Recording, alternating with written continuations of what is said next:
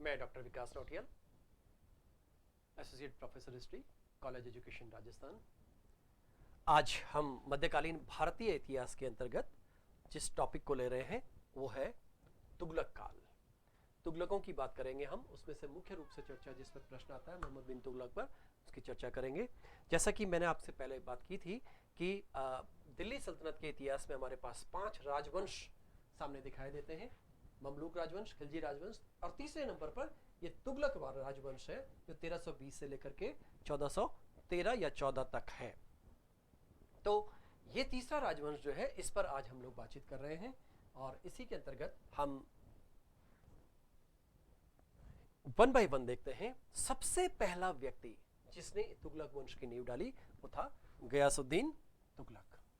गयासुद्दीन तुगलक, ये गयासुद्दीन तुगलक कौन है, किस तरह से है? ये तुगलकों ने एक किताब है तुगलकनामा, ये अमीर खुसरो की किताब है। इसमें तुगलकों का वो वाला इतिहास है कि किस तरह से तुगलकों ने अपनी सत्ता स्थापित की। जब हम 1320 में लहरावत का युद्ध और सरस्वती के युद्ध की बात करते हैं, उसके द्वारा इस गयासुद्दीन तुगलक ने सत्ता स्थापित की। और गयासुद्दीन तुगलक 1320 से 1325 तक रहा और मोहम्मद तुगलक 1325 से 1351 तक रहा। फिर फिरोज तुगलक आया 1351 से 1388 तक और उसके उपरांत तुगलकों का पतन होने लगा। और इसी काल में लगभग 1398 के आसपास इनमें भारी गिरावट आई। 1414 में इनका पूर्ण रूप से पतन हो जाता है। इसमें सबसे जो महत्वपूर्ण व्यक्ति है, गयासुद्दीन तुगलक ने तो ये किया था कि उसने बंगाल के, साउथ के कई जगह के अभियान किए और इसके साथ साथ उसने एक पॉलिसी चलाई थी, रस्म मियां नबी। मियां नबी ये मध्यस्थ की नीति है, बीच की नीति है, मॉडरेशन की पॉलिसी है। अलाउद्दीन ने बड़ी कठोरता की थी तो उसने बीच में थोड़ी सी उदारता कर दी। इसी प्रकार से जब हम गयासुद्दीन तुगलक के बेटे की बात करते हैं, 1324 में जब वो बंगाल के अभियान से आ रहा था तो अफगानपुर की घटना हुई और उसमें एक एक्सीडेंट में गयासुद्दीन तुगलक की डेथ हो जाती है और उसकी जगह 1325 में फिर अलाउद्दीन, ये मोहम्मद बिन तुगलक दिल्ली का सुल्तान बनता है। ये आप देख सकते हैं, राजवंशों की बात हुई है, ये तुगलक राजवंश है। ये सामने तुगलकाबाद का किला आप देख रहे हैं, ये आदिलाबाद का फोर्ट है, ये तुगलकाबाद का फोर्ट है। ये तुगलकाबाद जो फोर्ट है वो गयासुद्दीन तुगलक ने इसको स्थापित किया था। यहीं पे पास में गयासुद्दीन तुगलक का आज का टॉम है, यानी कि उसका जो स्मृति चिन्ह है वो टॉम, यानी कि उसका एक मकबरा। और यहाँ पे आदिलाबाद का फोर्ट है, ये बनाया था गयासुद्दीन तुगलक के बेटे ने, यानी कि मोहम्मद तुगलक के द्वारा।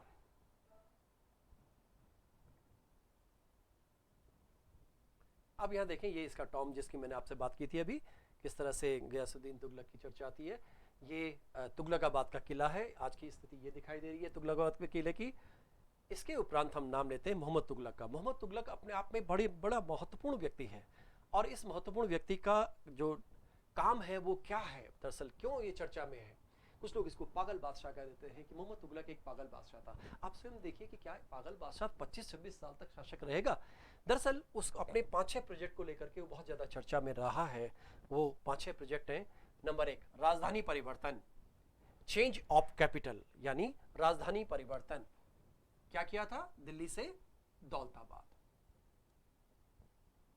दौलताबाद मूल रूप से इसका नाम देवगिरी था, दौलताबाद इसका नाम रखा गया। टैक्सेशन ऑफ दोआब, दोआब में कर वृद्धि। दोआब कौन सा है? जब खाली दोआब बोला जा रहा है तो ये गंगा यमुना के दोआब की बात हो रही है। दोआब में कर वृद्धि, दोआब में कर वृद्धि। जियाउद्दीन बर्नी ने जो किताब लिखी है तारीख फिरोजशाही, उस तारीख फिरोजशाही में वो कहता है कि मोहम्मद तुगलक ने 10 से 20 गुना कर बढ़ा दिया। लगता है कि मैथमेटिकली कुछ कमजोर है, 10 से 20 गुना कर कैसे बढ़ सकता है? बढ़ ही नहीं सकता। लेकिन हाँ, उसकी बात से ये समझ में आता है कि काफी करारोपण हो गया। तो और साथ में क्योंकि बारिश नहीं हुई, इस कारण से ये यहाँ विद्रोह हो गया। कैपिटल परिवर्तन का जो बात थी, वहां पर भी कैपिटल परिवर्तन, राजधानी परिवर्तन, क्योंकि अपने आप में बहुत व्यवहारिक कदम नहीं हो पाया, इसलिए यह प्रयोग भी फेल हुआ। तीसरा प्रयोग आया टोकन करेंसी। टोकन करेंसी जो कि कुछ लोग कहते हैं कॉपर की थी, कुछ लोग कहते हैं एलॉय थी। एलॉय मतलब एक तरह की मिश्रित धातु थी कोई, लेकिन इसमें क्योंकि उसका जो मिंट्स पर जो टकसालें थी उस पर उसका प्रॉपरली नियंत्रण स्थापित नहीं रहा, या उसमें कुछ rules and regulation properly implement नहीं हो पाए, इसलिए ये प्रयोग भी फेल हुआ। खुरासान, ये खुरासान कहीं ईरान और मध्य एशिया के पास में जगह थी, और ये प्रयोग भी उसका, वहां उसने सैन्य अभियान करने की योजना बनाई, सेना तैयार की, एक बहुत बड़ी विशाल सेना तैयार की, लेकिन वो भी फेल हो गया। एक कराचिल अभियान बोलते हैं खुरासान के साथ साथ, कराचिल अभियान, ये किसी पहाड़ी क्षेत्र का राज्य हुआ करता था, जो चीन की तरफ से होने वाली घुसपैठ को रोकने के लिए किया गया था, लेकिन ये प्रयोग भी इसका सफल नहीं रहा। इसी तरह से मंगोलों के संबंध में भी बात आती है। मंगोलों ने जो अभियान किया था, इस अभियान के दौरान मंगोलों को उसने रिश्वत दी, ऐसा कहा जाता है। ये 5-6 प्रयोग हैं जिसके कारण से वो बहुत चर्चा में रहा। कई लोगों ने उसको पागल कह दिया, आदि आदि बातें उस संबंध में आती हैं। याद देखते हैं इब्न बतूता। ये इब्न बतूता आप देख रहे हैं कि एक विदेशी यात्री था, मोरक्को का रहने वाला था। ये मूल रूप से आया तो अरब की यात्रा पर था, एक तीर्थ यात्री था ये। और इस तीर्थ यात्री को यहाँ पर इस अरब के क्षेत्र में ये बताया गया कि पूर्वी दुनिया में, हिंदुस्तान में एक बहुत बड़ी जगह है जिसका नाम है दिल्ली। वो इस्लामी दुनिया का, पूर्वी दुनिया का एक बहुत ही महत्वपूर्ण केंद्र है। इस बात को सुनकर के भारत की तरफ आया। आप देख रहे होंगे ये भारत की तरफ गया है और भारत में आया, इसको सम्मान मिला, बहुत सम्मान मिला इसको। ये भारत में कई जगह गया और बाद में इसको एक राजदूत बना करके चीन भेजने का कार्यक्रम भी बनाया गया, लेकिन इसको लौटना पड़ा। और इसकी किताब, बड़ी फेमस किताब है इसकी, जिसका नाम है रहेला। ये एक तरह का ट्रेवलॉग है, पूरी दुनिया के इतिहास में लिखे गए ट्रेवलॉग। ट्रेवलॉग मतलब एक तरह का यात्रा वृत्तांत। इन यात्रा वृत्तांतों में बहुत तरह की चीजें होती हैं, लेकिन इसमें एक समस्या ये भी आती है कि जो यात्रा वृत्तांत लिखने वाला व्यक्ति होता है उसका अपना एक माइंडसेट होता है, उस माइंडसेट के अकॉर्डिंग वो लिखता है। आप देखिए ये एक तीर्थ यात्री है, ये एक मुस्लिम तीर्थ यात्री है, तो इसका जो दृष्टिकोण होगा और है और था वो थियोलॉजिकल था। और इसने जो रहेला लिखी वो भारत के बारे में बताता, जैसे कि राजधानी परिवर्तन के बारे में वो सुनी सुनाई बातों को कई बार कहता है। वो कहता है कि दिल्ली में राजधानी परिवर्तन जब किया गया तो जब वो गया तो उस समय रात को वहां केवल कुत्ते भौंकते थे। एक पागल मिला उसको, मतलब यानी कि दिल्ली खाली हो चुकी थी, जो कि बात कुछ लॉजिकली डाइजेस्ट नहीं हो पा रही है। तो इस तरह से हम इस इब्न बतूता को देखते हैं। ये इब्न बतूता का पूरा ट्रेस किया हुआ मैप है, पूरा कहाँ कहाँ हो जाता है। देखिए हिंदुस्तान में दिल्ली में आया, दिल्ली से होकर के वो कहाँ साउथ इंडिया से होकर के किस तरह से मूवमेंट करता है। इब्न बतूता ने इस तरह से अपना ट्रैकिंग की। ये राजधानी परिवर्तन है मोहम्मद तुगलक का। दिल्ली से, ये न्यू दिल्ली तो आज के हिसाब से लिखा हुआ है, दिल्ली से दौलताबाद या देवगिरी। पहले वो उज्जैन बनाना चाहता था, बाद में उसने दौलताबाद को बनाया। ये राजधानी परिवर्तन का है, ये आप देख रहे हैं मैप में आपके सामने। ये वो चांदी के सिक्कों की जगह जिस तरह से सिक्के, सांकेतिक मुद्रा डेवलप की गई, उसके बारे में एक चित्र आता है। ये मुद्राएं हैं उस पर वक्त की, ये स्मारक हैं। और जैसा मैंने आपको बताया आदिलाबाद का फोर्ट उसने बनाया था। ये मंगोल का अटैक उसके जमाने में हुआ। अब ये फिरोज तुगलक की बात आती है। फिरोज तुगलक अपने आप में 2 कारणों से महत्वपूर्ण रहा। पहला कारण ये था कि वो, ऐसा कहते हैं कि कट्टर सुन्नी मुस्लिम था, इसलिए वो अपनी धार्मिक नीति को बड़ा लेकर के बड़ा प्रसिद्ध है। और दूसरा, वो अपनी कल्याणकारी नीति के कारण से बड़ा प्रसिद्ध है। ऐसा बोला जाता है कि ही वाज वेलफेयर रूलर, एक कल्याणकारी कार्य करने वाला शासक था। तो इन 2 बिंदुओं को लेकर के उसकी व्यापक चर्चा होती है। ये फिरोज तुगलक है, ये फिरोज शाह का मकबरा है। ये आप लोगों ने सुना होगा फिरोज शाह कोटला का, ये बेसिक उस जमाने का स्ट्रक्चर है।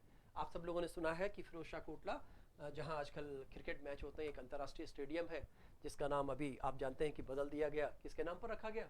हमारे भारत के जो पूर्व मंत्री थे अरुण जेटली, उनके नाम पर इसका नामकरण कर दिया गया है। ये पूरा उसका आर्कियोलॉजिकल परिदृश्य है, ये उसने खुद स्थापित किया था। अब यहाँ पर एक बात आती है कि मैंने आपको बताया कि 2 पक्ष हैं उसके। एक पक्ष है कि उसने धार्मिक नीति क्या की,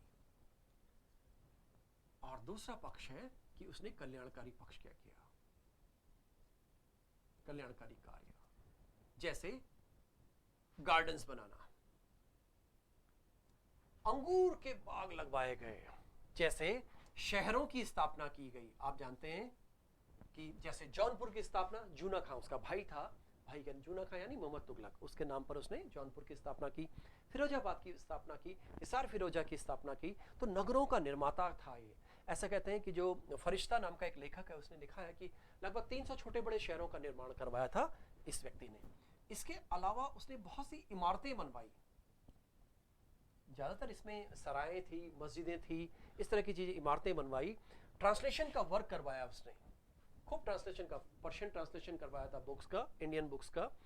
और इसके अलावा उसके बहुत से कल्याणकारी कार्य, अशोक की लाट को भी कहते हैं कि वो दिल्ली लेकर आया, तो ये उसके कल्याणकारी पक्ष है। धार्मिक पक्ष में वो कट्टर सुन्नी मुस्लिम था। ये बड़े आश्चर्य की बात है कि हमारे दिल्ली सल्तनत के इतिहास में 3 ऐसे शासक हैं जो कि हिंदू मां के बेटे थे, गयासुद्दीन तुगलक, फिरोज तुगलक और सिकंदर लोदी। ये आश्चर्य की बात है कि मोहम्मद, ये जो सिकंदर लोदी है और फिरोज शाह तुगलक है, ये हिंदू मां के बेटे होने के बावजूद भी सबसे ज्यादा कट्टर रहे। तो कट्टर सुन्नी मुस्लिम था, और ऐसे कहते हैं कि ये निश्चित रूप से इस्लाम के अनुसार आचरण करता था। लेकिन अफीफ इसमें एक संदर्भ में और एक बात और कहता है, वो कहता है कि करता तो था, लेकिन ये दिल्ली सल्तनत का सबसे ज्यादा पैसे वाला सुल्तान था। इसने कई तरह के काम करवाए, ऐसे जैसे इस्लामिक पैटर्न में उसने न्याय व्यवस्था स्थापित की, इस्लामिक पैटर्न पे उसने टैक्सेशन का सिस्टम किया। फुतवात फिरोजशाही उसकी एक आत्मकथा है, उसमें लिखता है कि वहां पे 24+4 ये जो नॉन इस्लामिक टैक्सेस थे वो उसने समाप्त कर दिए, करारोपण में केवल 4 कर रखे, और जो नहरों पर कर लगाया, सिंचाई पर कर लगाया, वो उसके व्यक्तिगत अकाउंट में आता था। इस तरह से फिरोज तुगलक के हमें ये 2 पक्ष दिखाई देते हैं। तो इस वाले चैप्टर में हमारे पास ये 2 पक्ष खूब पूछे जाते हैं एग्जाम में। एक तो मोहम्मद तुगलक का क्या, एक उसके पूरे 5 के 5 प्रयोग, और दूसरे फिरोज तुगलक के धार्मिक कार्य या उसके कल्याणकारी कार्य, इन पर आता है। इस प्रकार से हम लोग आज हम यहीं पे समाप्त करते हैं, और इसके उपरांत हम नेक्स्ट सल्तनत का और अगला टॉपिक लेंगे। धन्यवाद, थैंक यू।